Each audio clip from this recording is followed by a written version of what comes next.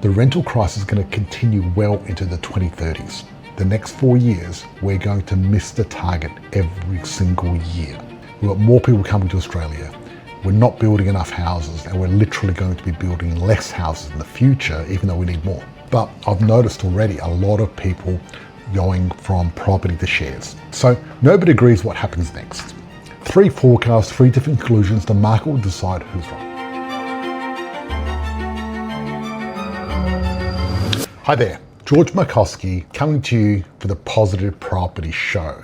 Welcome. Is a rental crisis coming? Well, Australian renters just copped an $11,300 per year pay cut. That's because of rental prices going up. So is it coming? It's already here, but it's getting worse. And I'm going to go through the numbers for you tonight. Now, you might be seeing that I'm recording this earlier than normal. That's because I'm currently here in Bali and I'm going to leave for the airport in 1 hour exactly. Going to Taiwan for a Taiwanese wedding with my friends Davis and Carol, which is interesting because I've never been to Taiwan or a Taiwanese wedding. And I love checking out different cultures. And in Taiwan, when it comes to weddings, what you do is you give cash. It's called the red envelope. And you can't give just any cash. You can't just go and get some money. You need to go to a bank and specify crisp, brand new, never touched money that all banks have got, especially for gift giving, because if it's been touched, it's no good. But also has to be an even number. Can't have the number 4 or anything like that. And then what you got to do is, depending on your connection, how much you spend.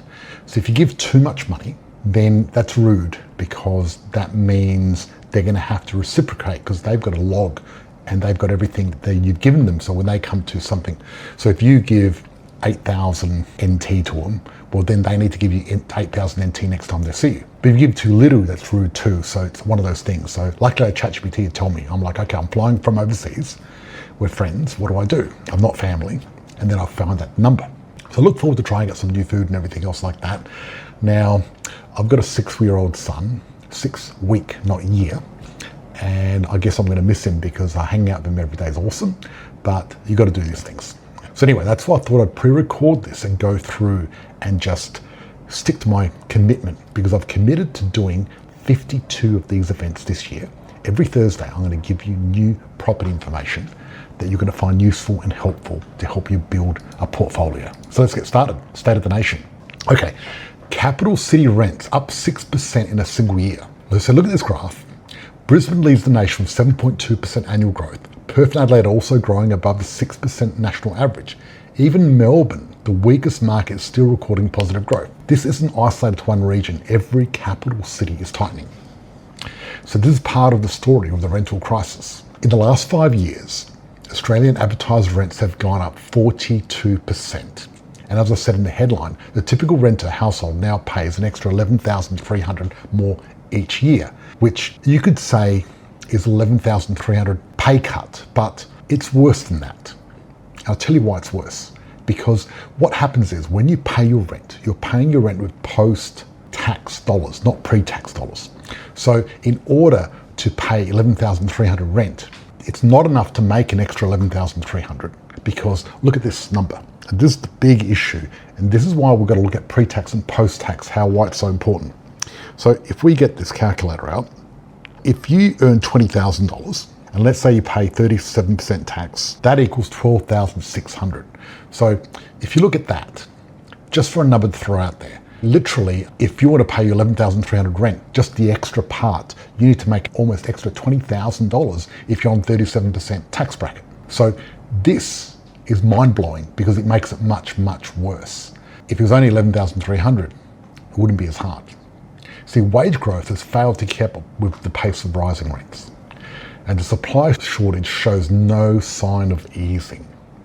And neither major party has got any credible plan to fix it. None of them. Not the major parties, not One Nation, none of them. Liberals, Labor, doesn't matter. And this is the problem. This is the real issue. Rent growth is accelerating, not slowing. So Q1 2025, it was 5.1, Q2 5.3, Q3 5.5, Q4 5.6, Q1 2026 5.7, and now we're at 5.9.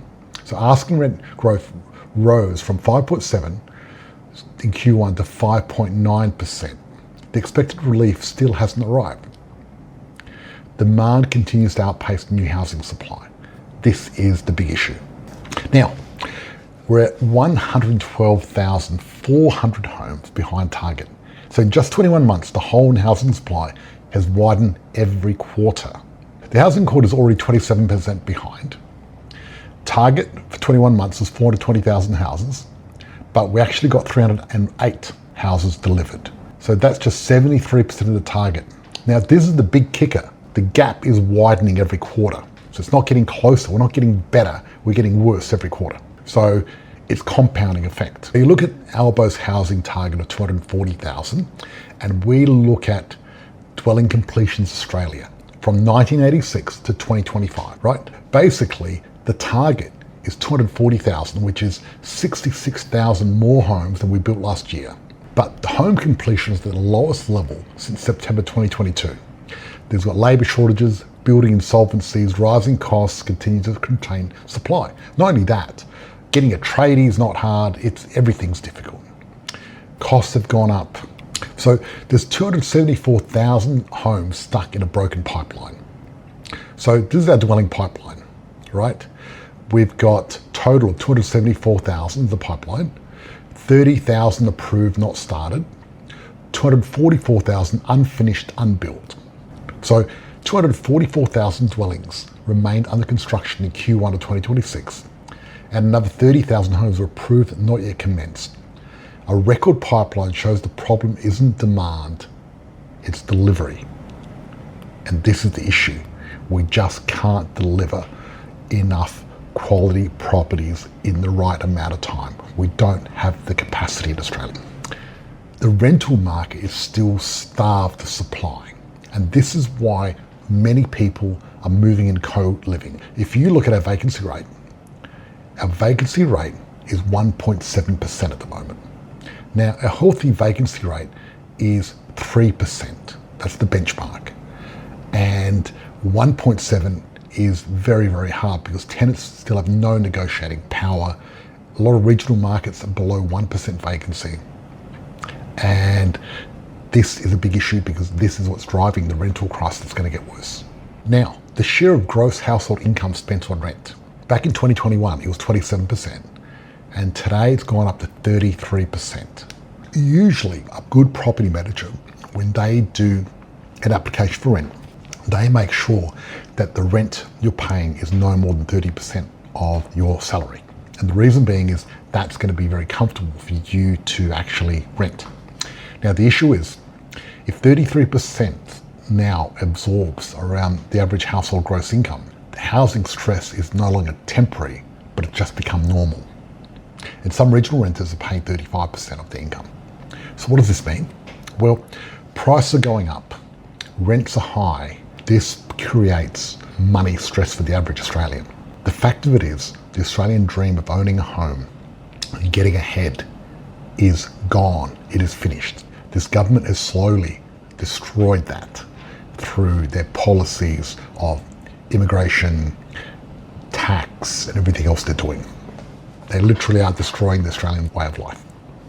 And the fact of it is, pretty soon, it's going to be very rare for people to own their own home. So adults are crowding together just to afford shelter. So more adult children are staying in the family home for longer. House sharing has become the new normal. NHSAC says household formation is being crushed. Demand is disappearing, is being forced into different arrangements.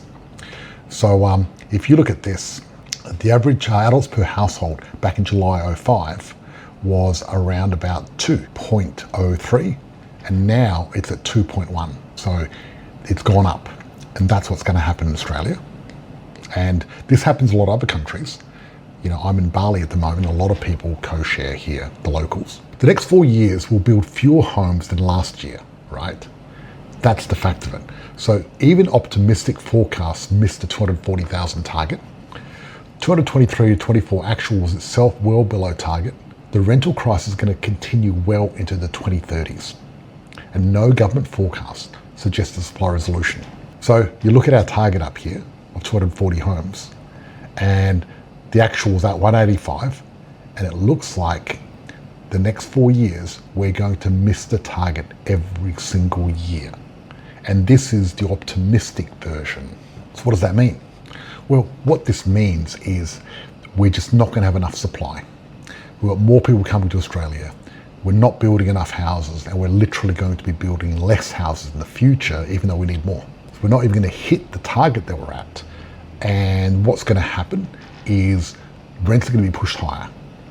And this is going to affect housing prices as well. So the policy debate, negative gearing changes, who's right, Treasury or Westpac?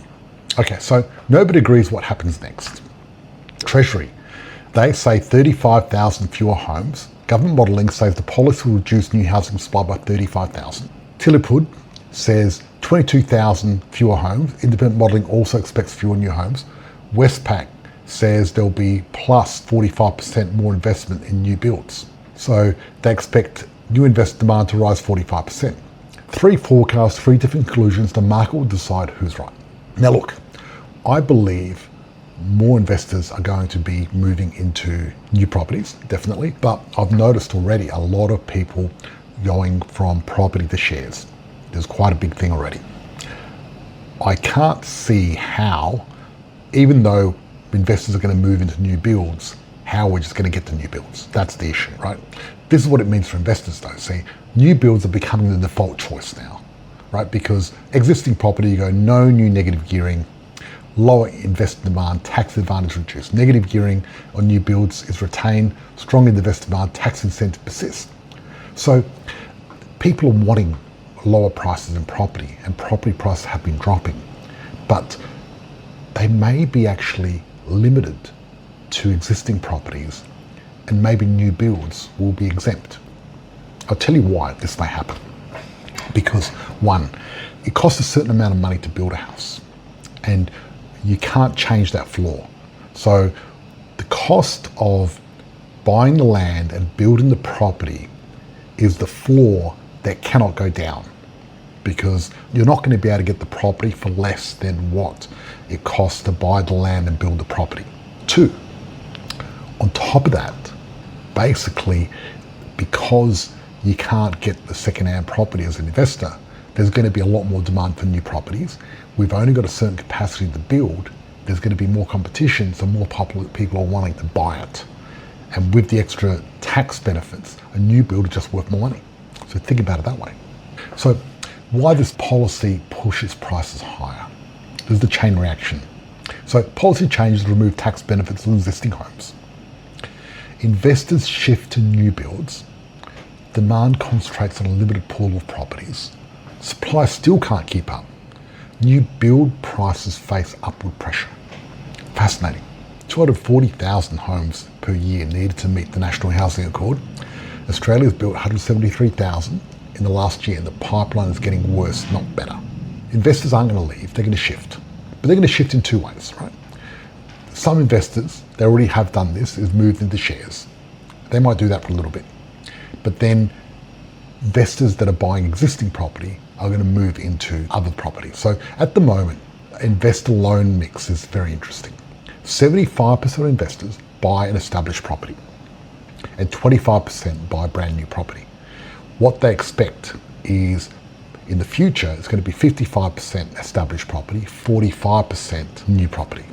So the investor demand moves from existing homes to new builds. Westpac expects new build lending to approach 50%.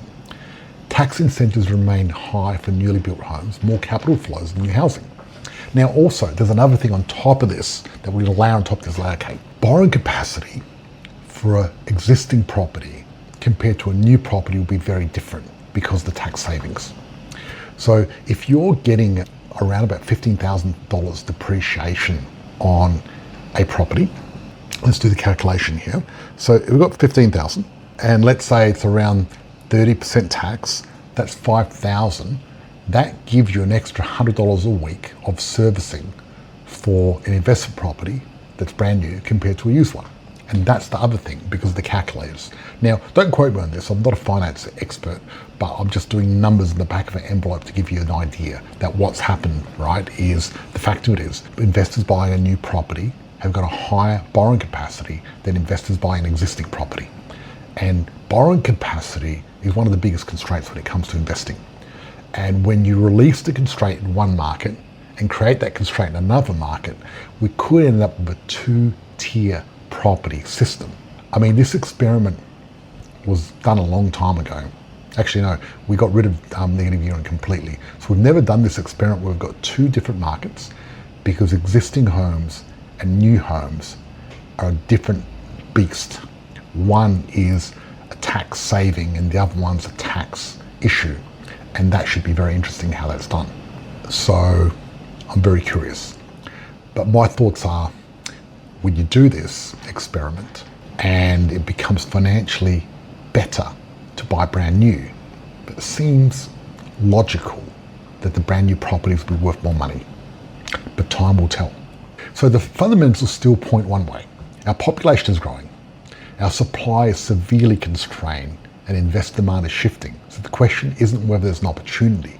The question is, where is the opportunity? And we know where that is.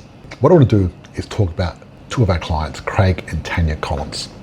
And basically, while everyone else was waiting to see what the government would do, Craig and Tanya were settling. They didn't win the lottery. They used equity that was already sitting in their own home doing nothing. $110,000 for the kombucha deposit. They settled in October 2025 at $554,000, and it's now valued at $710,000. Then Whaler Build completed April this year, already $62,000 in front. Two properties, 9 months, $217,000 in current profit. Now, this is the kicker. The deposit money was already theirs, but it was just locked in the wrong asset, their own lounge room.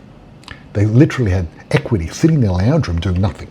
And the difference between Craig and Tanya and most Australians isn't about money. Many Australians got equity sitting in their lounge room. It's the decision and the courage to go forward. And that's what it's all about. Thank you everyone for watching. While you're watching this, I'm actually going to be in a plane. If they got Wi-Fi, I might try to log in. If not, thank you, and I'll see you next Thursday. Bye-bye.